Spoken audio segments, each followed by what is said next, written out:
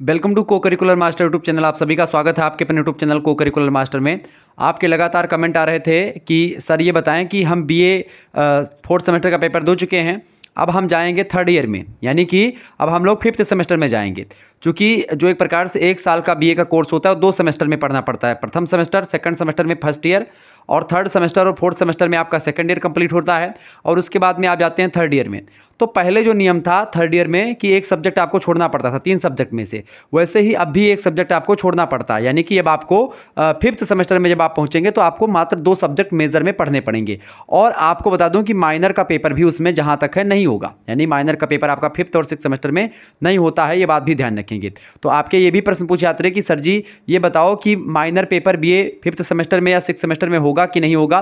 तो बिल्कुल minor paper fifth या सिक्स सेमेस्टर में नहीं होगा, ये बात आप ध्यान रखेंगे। हाँ, को करिकुलर का पेपर जरूर होगा, को करिकुलर का पेपर होगा, माइनर पेपर नहीं होगा, ये बात आप ध्यान रखेंगे। अलग अलग विश्वविद्यालय अपने अपने हिसाब से बताते हैं। हालांकि ये प्रश्न बहुत ज़्यादा है कि सर ये बताएं कि बीए थर्ड ईयर में एक सब्जेक्ट जो हमको छोड़ना है तो हम कौन सा सब्जेक्ट छोड़ें। अब सब्जेक्ट छोड़ने का जो तरीका या एक प्रकार से जो ये प्रश्न है ये बड़ा पेचीदा प्रश्न है, क्योंकि अब इस पे प्रश्न ये उठता है कि आपने कौन सा सब्जेक्ट ले रखा है।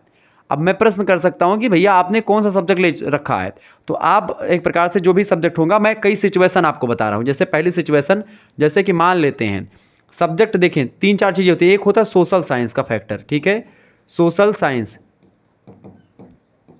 सोशल साइंस की अगर बात की जाए तो सोशल साइंस की अगर बात करें भैया, तो सोशल साइंस क्या होता है, सोशल साइंस की अगर बात करें हम, तो सोशल साइंस जो होता है ये आपका एक प्रकार से बेसिकली जो होता है, इसमें कई सब्जेक्ट आते हैं। जैसे कि आपका हो गया पॉलिटिकल साइंस हो गया, ठीक है, पॉलिटिकल साइंस हो गया। इसके अलावा आपका जियोग्राफी हो गया, जियोग्राफी हो गया, ठीक है। इसके अलावा आपका हिस्ट्री हो गया, हिस्ट्री, हिस्ट्री सब्जेक्ट हो गया। इसके अलावा और भी एक आध सब्जेक्ट जैसे कि आपका इकोनॉमिक्स हो गया, ठीक है, इकोनॉमिक्स हो गया। क्लियर, समझ में आ रहा है चीज़। तो अभी मैं सिचुएशन पूरी बता दूंगा तो अपने आप ये जान पाएंगे कि हम कौन सब्जेक्ट छोड़ दें, ठीक है। क्योंकि कुछ ऐसे सब्जेक्ट होते हैं जो कि कॉम्बिनेशन सब्जेक्ट होते हैं। सब्जेक्ट कॉम्बिनेशन को लेकर के एक वीडियो में सेपरेट बनाने वाला हूं, उसको भी आप देख लीजिएगा। हालांकि यहाँ पर भी कुछ चीज़ें मैं आपको समझाऊंगा।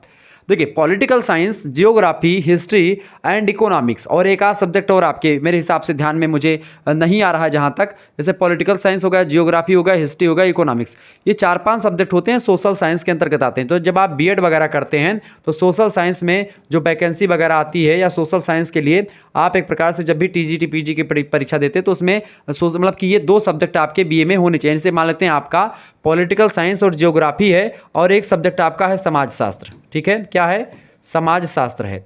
तो या तो भैया देखिए, समाज शास्त्र तो कोई कॉम्बिनेशन वाला सब्जेक्ट है नहीं, समाज शास्त्र के साथ जो भी सब्जेक्ट आ जाएगा वो उसको एक्सेप्ट कर लेगा। लेकिन पॉलिटिकल साइंस के साथ अगर समाजशास्त्र पढ़ेंगे तो हो सकता है आप पॉलिटिकल में ना डाल पाएँ, या मतलब समाजशास्त्र में तो डाल पाएंगे लेकिन पॉलिटिकल साइंस की दृष्टि से उतना क्लियर नहीं होगा। क्योंकि पॉलिटिकल साइंस, जियोग्राफी, हिस्ट्री और इकोनॉमिक्स ये कॉम्बिनेशन सब्जेक्ट हैं। अगर इनको एक साथ पढ़ेंगे, चाहे हिस्ट्री इकोनॉमिक्स आप साथ पढ़ लें, चाहे आप हिस्ट्री जियोग्राफी पढ़ लें, चाहे आप पॉलिटिकल साइंस जियोग्राफी पढ़ लें, या आप जो है पॉलिटिकल साइंस हिस्ट्री पढ़ लें, सबसे बेस्ट कॉम्बिनेशन तो हिस्ट्री और पॉलिटिकल साइंस का होता है। चूँकि उसमें सब्जेक्ट भी लगभग सेम ही होते हैं, मतलब कि सब्जेक्ट क्या जो मटेरियल होते हैं, विषय वस्तु, वो भी लगभग सेम ही होती है।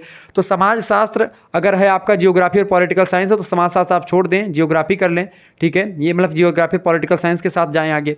इसके अलावा अगर मान लेते हैं हिस्ट्री और पॉलिटिकल साइंस आपका है तो और जियोग्राफी भी, 3 सब्जेक्ट आपने लिखा, तो हिस्ट्री और जो है आप पॉलिटिकल साइंस ले लें, जियोग्राफी आप छोड़ सकते हैं। हालांकि एक सब्जेक्ट आप मेरे हिसाब से प्रैक्टिकली रखें थर्ड ईयर में, ये भी होता है, क्योंकि प्रैक्टिकली सब्जेक्ट में आपके नंबर अच्छे मिलते हैं, और नंबर एक प्रकार से बेसिकली आपके जो उठते हैं वो बहुत ज़रूरी होते हैं।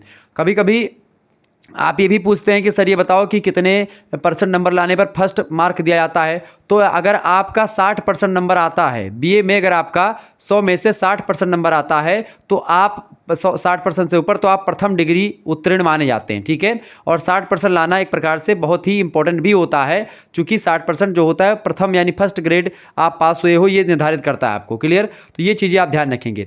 अगर आपके साथ हिंदी भी है, ठीक है, मैं दूसरा पेज ले लेता हूँ। अगर आपके पास हिंदी है साथ में, ठीक है, हिंदी है आपके साथ में, और साथ में संस्कृत आपका सब्जेक्ट है, संस्कृत सब्जेक्ट भी है, तो हिंदी संस्कृत आप मत छोड़िएगा, ये साथ ही साथ में पढ़ेंगे, ठीक है। ये भाई कॉम्बिनेशन सब्जेक्ट है, यानी हिंदी के साथ संस्कृत अगर नहीं लेंगे थर्ड ईयर में तो एक प्रकार से आप उतना अच्छा नहीं कर पाएंगे, यानी कि आप टीजीटी पीजीटी के लिए उपयोगी नहीं हो पाएंगे।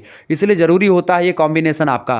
तो हिंदी के साथ अगर आपका संस्कृत है तो उसको संस्कृत को मत छोड़िएगा, ये दोनों सब्जेक्ट ले रखेंगे, बाकी जो भी सब्जेक्ट आपका उसको छोड़ सकते हैं, ठीक है। ऐसे ही अब आप अपने हिसाब से कुछ चीज़ें ध्यान रख सकते हैं कि भाई हमको क्या करना है, ठीक है। तो देखें, तो आपको और चीज़ें मैं समझाने का प्रयास करता हूँ। तो हिंदी के साथ संस्कृत आप ले लें, और भी चीज़ें, जैसे कि अगर मैं आपको बताऊँ, जैसे आप अगर और आगे बढ़ें तो जैसे मान लेते हैं आपका शिक्षा शास्त्र है, ठीक है। शिक्षा शास्त्र आपका सब्जेक्ट है, शिक्षा शास्त्र, ठीक है। शिक्षा शास्त्र की अगर बात करें, और उसके साथ आपका समाज शास्त्र भी है। शिक्षा शास्त्र और समाज शास्त्र आपने दोनों सब्जेक्ट ले रखे हैं, ठीक है।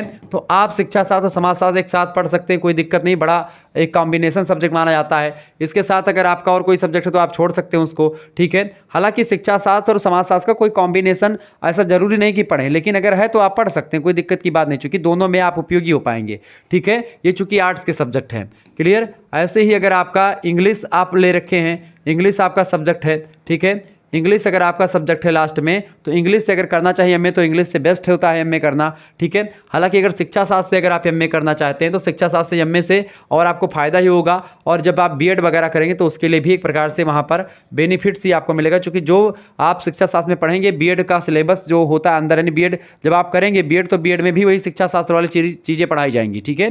तो इसमें भी कोई दिक्कत नहीं होती आपको। इंग्लिश के साथ कोई लफड़ा है ही नहीं, यानी इंग्लिश आप जो है इंग्लिश के साथ, जैसे हिंदी के साथ कोई संस्कृत वाला लफड़ा संस्कृत हिंदी साथ में पढ़ना पड़ता है, ऐसे इसके साथ बिल्कुल भी नहीं है। यानी अंग्रेजी आप छुट्टा पढ़ सकते हो, कोई दिक्कत की बात नहीं, अंग्रेजी आप छोड़ो चाहे पढ़ो, कोई दिक्कत की बात नहीं। तो यानी ये कॉम्बिनेशन सब्जेक्ट को लेकर के ही बेसिकली आपके दिमाग में डाउट रहते हैं कौन सब्जेक्ट छोड़ें।